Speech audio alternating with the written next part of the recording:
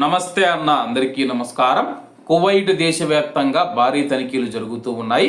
కువైట్లోని Jleeb all సువైక్ మరియు Kuwait city ప్రాంతాల్లో నిర్వహించిన భద్రతా తనిఖీల్లో వివిధ దేశాలకు చెందిన 232 మంది ప్రవాసులను పోలీసులు అరెస్టు చేశారు. వీరిని జిలీబ్ ఆల్ సువైక్లో 45 మందిని, కువైట్ సిటీలో 187 మంది అయితే పట్టుబడ్డారు. మినిస్ట్రీ ఆఫ్ ఇంటీరియర్కు చెందిన general department of criminal investigation ఆధ్వర్యంలో జిలీబ్ ఆల్ సువైక్ ప్రాంతంలో తనిఖీలు నిర్వహించారు. ఈ ప్రాంతంలో నమోదైన దొంగతనాలు, అగ్ని ప్రమాదాలకు సంబంధించిన కేసుల నేపథ్యంలో ఈ చర్యలు చేపట్టారు.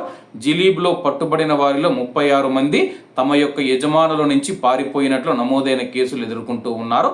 మరో 2 మహిళలు చట్టవిరుద్ధ గర్భధారణకు సంబంధించిన కేసులో పట్టుబడ్డారు.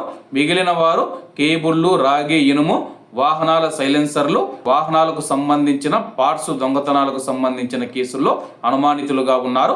తనిఖీల సందర్భంగా ఒకరి వద్ద పొగాకు పదార్థం, మరొకరి వద్ద మాదక ద్రవ్యాలుగా అనుమానిస్తూ ఉన్న పదార్థాలను అధికారులు గుర్తించారు. మరోవైపు భద్రతా దళాలు, Kuwait municipality, public authority for food and nutrition అధికారులు సంయుక్తంగా కువైట్ సిటీలో తనిఖీలు నిర్వహించారు. క్రిమినల్ కేసుల్లో కావాల్సిన వారు, స్పాన్సర్ల నుంచి పారిపోయిన వారు, రెసిడెన్సీ మరియు కార్మిక చట్టాలను ఉల్లంఘించిన వివిధ దేశాలకు చెందిన 187 మంది ప్రవాసులను పోలీసులు అదుపులోకి తీసుకున్నారు.